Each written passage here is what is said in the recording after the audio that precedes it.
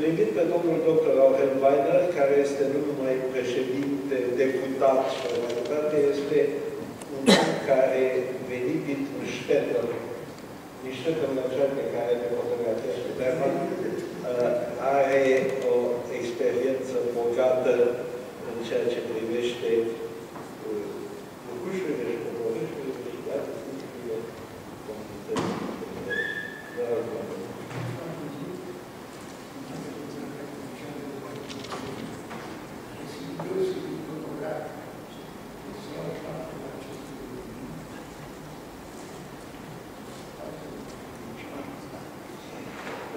Este o cinste pentru mine să fiu aici, mai ales în această aulă.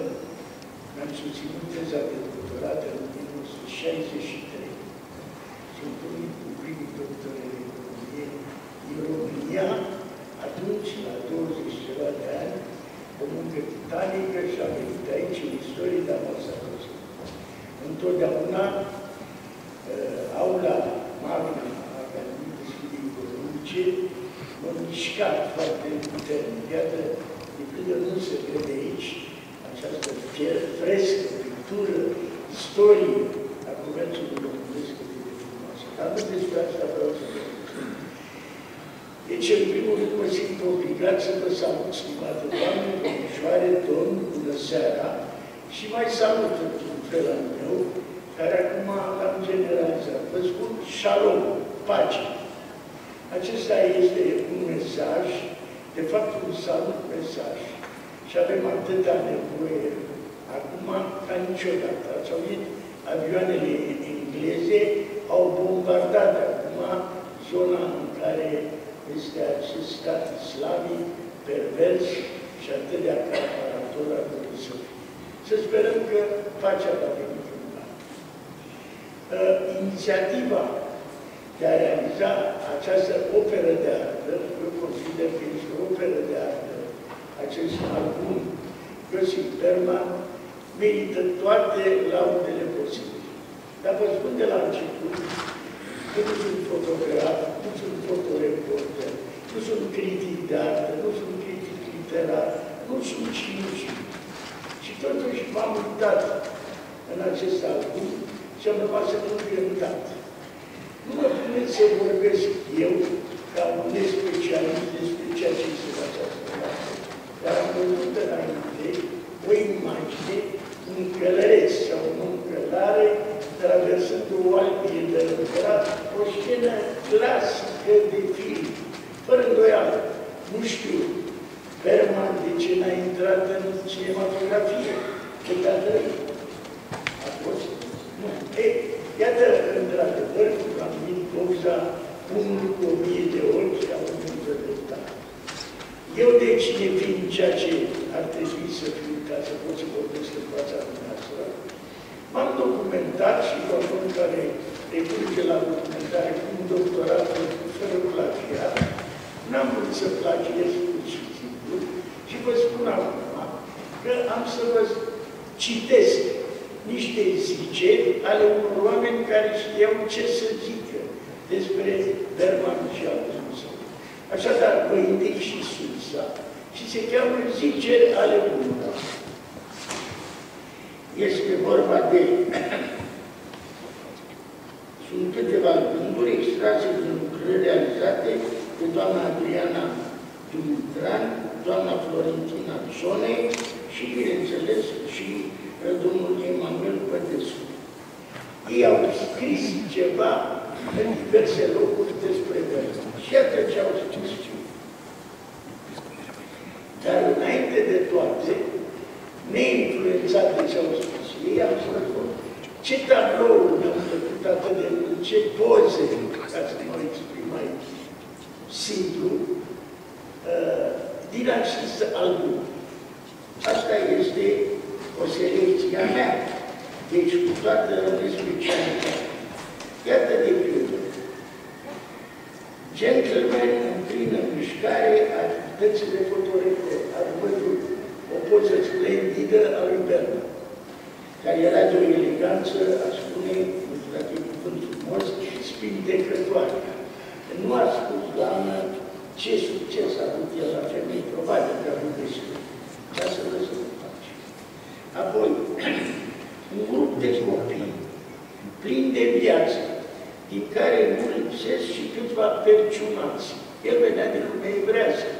vremea aia, lumea evrească, copiii mai purtau perciuni, dacă știți, sunt niște prelungiri de fir de păr în partea asta, ca o obligație de la Dumnezeu să porți perciuni.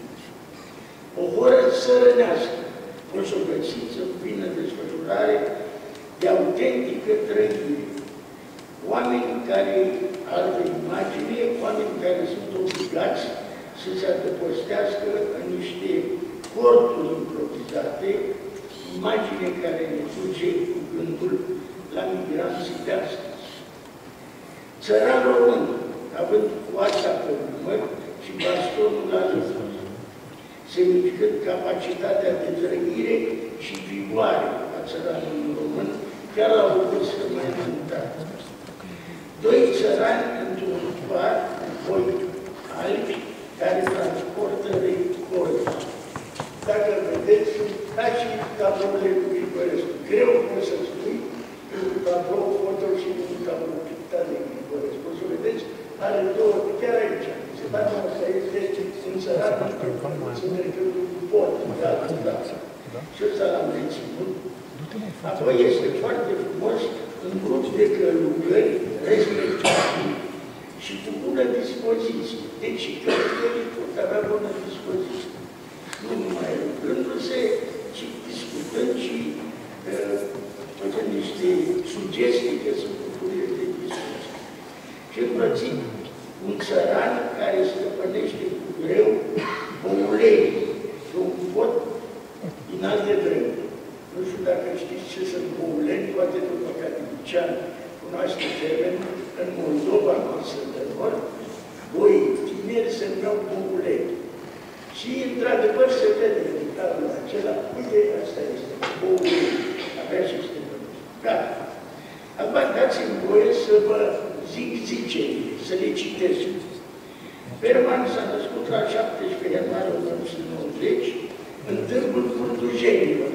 Astfel, Curtujenii este o componentă a municipiului Suceava. Lângă Suceava, fiul al unui evreu naturalizat, în urma participării la războiul de independență din 1977, vreau să fac o digresiune, evreii au participat la războaiele României, atunci când se dat voie, fără să aibă cetățenie română. 1877, drept urmare, datorită faptelor de litigie, este naturalizat, adică îi se dă cetățenie.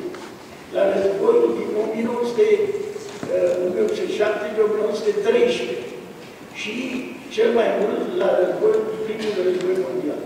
Foarte mulți soldați evrei și-au dat viața pe câmpul de luptă ale României, unii dintre ei fără să se întoarcă la viață și alții răniți în valizi de război și așa mai mult. Tatălui Berman a fost unul din cei care a luptat în 77. Pe parcursul anilor intervenții, fotografii Berman au apărut în Adevărul, Dimineața, Curentul, Realitatea ilustrată, România literară, Ilustrațiunea română, Cuvântul liber, L'Independance Romaine și fapt extraordinar National Geographic și în New York Times din aceea an. Iosif Berman era și fotoreporter corespondent al agențiilor de presă Associated Press și Scandinavian Newspaper Press. Inventarierea realizărilor lui Berman n-ar fi completă însă fără a aminti participarea sa în campaniile monografice inițiată și realizată în anii 20 și 30 de către marele profesor Dimitrie Vucti, sociolog, de la care au rămas cercetările monografice până ziua de astăzi, cu o caracterizare extraordinară. Întâmplător m-am apropiat de acest subiect cândva, a satului de altă dată și a realității vieții populației românești de la țară. Complet absorbit de meseria lui, Berman a resimțit ca pe o tragedie personală, În 1937, probabil că știți, guvernul Bogacuza a interzis ziarele Adevărul și Dimineața, iar munca lui de o viață, cutiile cu clișee din sticlă de arhivă, din arhiva ziarului Adevărul și Dimineața, a fost confiscată. Poate că la arhivele securității s-ar mai putea găsi așa ceva. Eu am să încep un demers în această privință. A continuat să lucreze însă într-un atelier de pe strada Doamnei și să trimită fotografii la The New York Times. Și la sfatul lui Nicolae Iorga, care l-a admirat teribil, și-a luat un pseudonim, numele evreu Berman, care atrăgea atenția legionarilor, s-a transformat în I.B. Usean. Mai fac o digresiune. Am fost nu de mult în luna octombrie la un simpozion organizat de secția de istorie a Societății Române de Istorie și de Primăria Municipiului Bărlat. Și acolo, la Bărlat, am aflat niște lucruri extraordinare. Am cunoscut în primul rând niște intelectuali români ai zilelor noastre. Oameni de care n-ai cum să știi și să auzi la București. Și atunci un profesor, e drept mai vârstă de 80 de ani, mă facă, a scris și a citit, a susținut o comunicare de ce evreii și-au schimbat numele în anii comunism. De ce au schimbat onomastica lor și au ajuns la Ionescu, Popescu, Vasilescu. E bine, omul ăsta, repet, un profesor de istorie, de 80 de ani, cu o minte extrem de lucidă și foarte introdusă în munca de cercetare, a făcut un excurs istoric de mari oameni de cultură români și opinii despre evrei și ajunge la această explicație că, de fapt, a-și transforma numele n-a fost decât o șansă de a supraviețui sau de a se integra într-un mediu întotdeauna foarte primitor. Iată că Iorga l-a sfătuit pe Berman să devină Usean. Și poate că i-a prins bine că i-a mai zis.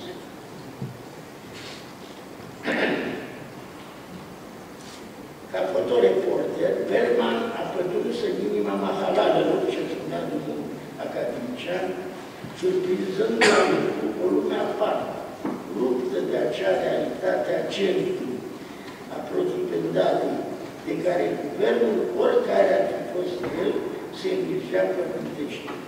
Era o altă Românie, un alt București, era o societate condusă uneori de bătac local, cel mai adesea de erou famas. Faceți dumneavoastră aducerile la zi. Talentul autorului și-a pus amprenta, deși se observă că a intenționat să obțină imagini seci, impersonale. Sunt instantanee și nu a reușit să se transforme în robot. Fiecare conține ceva din sufletul lui, din gustul său artistic, din adâncul dragostei lui pentru oameni, indiferent de poziția lor socială.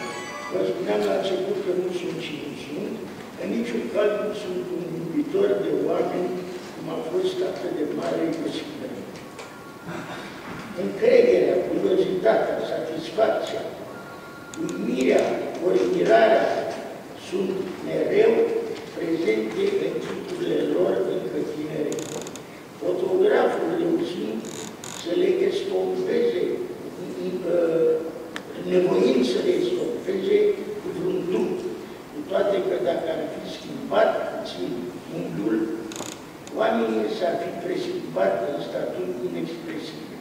Berman nu bănuia, știu că se afla în protejul unei revoluții care ar fi trebuit să se încheie o nouă dimensiune a vieții săteanului cu sădirea Europei în statul român. În bine, sunt și alte ziceri care nu sunt deloc de neglijat. organizat. Eu am secretar stimatei doamne care a organizat evenimentul și a realizat mai cu seamă acest minunat lucru. Și aș dori să mă opresc aici ca să nu vă rețin prea mult atenția. Doar atât. Ca un colaborator apropiat al lui Dimitrie Bustu, care l-a numit co-autor al imaginii satului și țăranului român, cerându-i să-l însoțească în campaniile fotografice de la sat. Cel care a revoluționat imaginile fotografice, spune el, smulgându-le din anchiloza de până atunci și încărcându-le cu viața adevărată.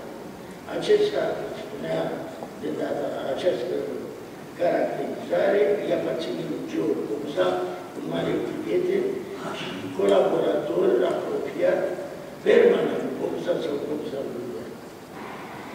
Cam atât și v-aș ruga să rețineți că pentru mine, în calitatea de președinte al micii comunități evreiești existente în România astăzi, ca să aveți o idee cantitativă, suntem mai puțin de 8.000, față de 850.000 în 1939-40 înainte de celui de-al doilea război mondial, atunci când puteau să răsară mulți berni.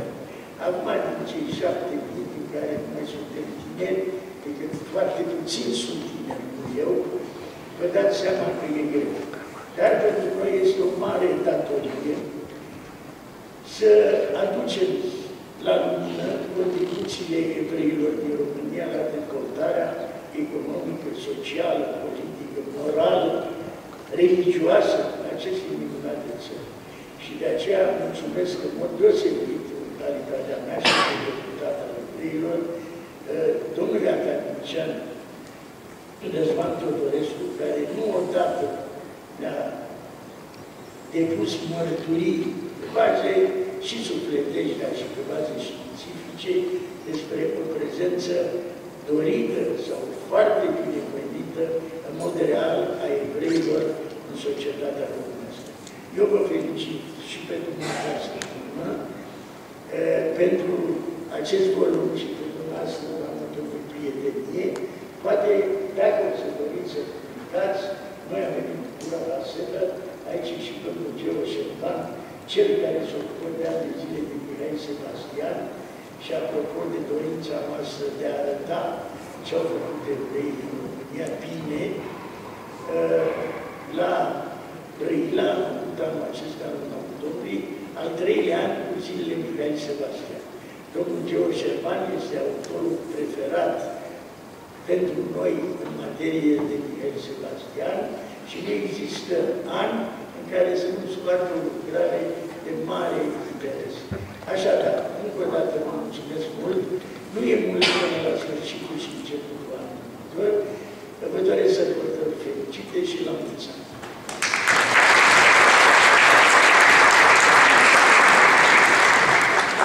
Vă mulțumesc, domnule dr. Vaida, pentru că ați amintit pe prietenul George Șerban, care este aici, și care despre prietenul Sebastian, care este toată cultura românească spune, deosebire ca contribuție evreilor. Vă amintesc că peste câteva săptămâni, într-un an care marchează centenarul, poate cele mai mari contribuții româno-evreiești la cultura mondială, este anul avangardei, complet 100 de ani de la Paris Voltaire, distanța A, tot ceea ce înseamnă noi la Academie, am hotărât să facem o specială marcare a acestui moment.